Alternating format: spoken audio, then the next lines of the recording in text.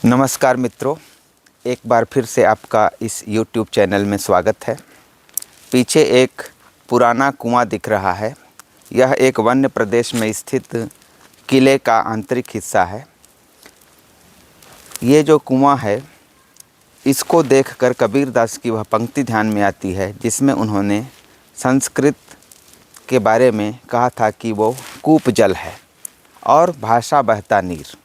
भाषा का तात्पर्य उनका जन भाषा से था। उस समय जो उनके आसपास जन भाषा थी वो बेशक संस्कृत नहीं थी, क्योंकि संस्कृत एक शिष्ट समाज की या तथाकथित पंडितों की भाषा थी, आम जनता से दूर।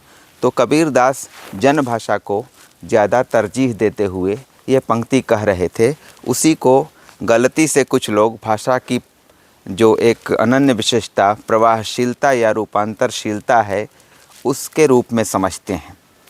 तो हर ज़माने में एक शिष्ट भाषा और लोक भाषा का द्वंद्व रहता ही है। कबीरदास के ज़माने में जो द्वंद्व था उसे उन्होंने संस्कृत है कूपजल भाषा बहता नीर कह के घोषित किया था।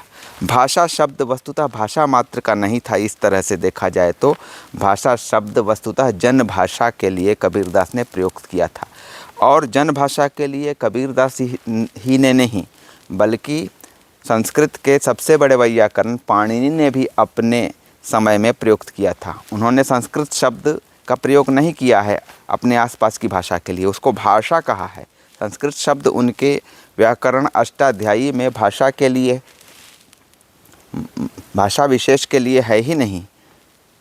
संस्कृत शब्द अष्टाध्यायी में जो 2-3 बार प्रयुक्त हुए भी हैं तो वे संस्कार किए हुए अन्न के विशेषण के रूप में हैं। इस भाषा को संस्कृत कब कहा गया, यह एक शोध का विषय है वस्तुतः, क्योंकि भाषा मतलब जो मनुष्य बोलता है, जिसमें मनुष्य विचार अभिव्यक्ति करता है। भाषा को हम दूसरे शब्दों में ज़ुबान कहते हैं, टंग कहते हैं।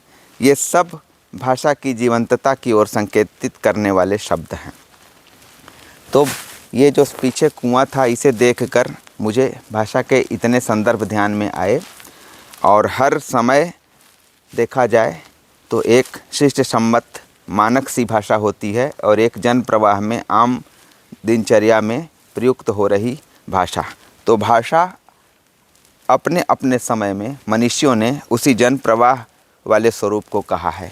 और जो मानक स्वरूप में लेखन में संस्कृति के अनेक प्रकारों में या संप्रेषण के अनेक प्रकारों में स्थिर हुआ रूप है, उसको कुछ अलग नाम से इंगित किया गया है। जैसे अगर हिंदी के संदर्भ में बात करें तो एक मानक हिंदी का रूप जो हम किताबों के ज़रिए देखते हैं वह है, और अनेक प्रकार की हिंदियाँ जो जनता में तैर रही हैं अलग अलग स्वरूप लेके, वो हैं। तो उन्हें कबीरदास के शब्दों में कह सकते हैं कि भाषा बहता नीर।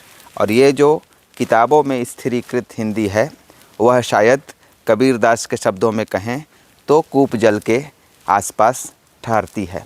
धन्यवाद। आज इतना ही। जल्दी ही किसी नए विषय पर आपके सामने कोई नया वीडियो लेकर मैं उपस्थित होऊंगा। तब तक के लिए नमस्कार।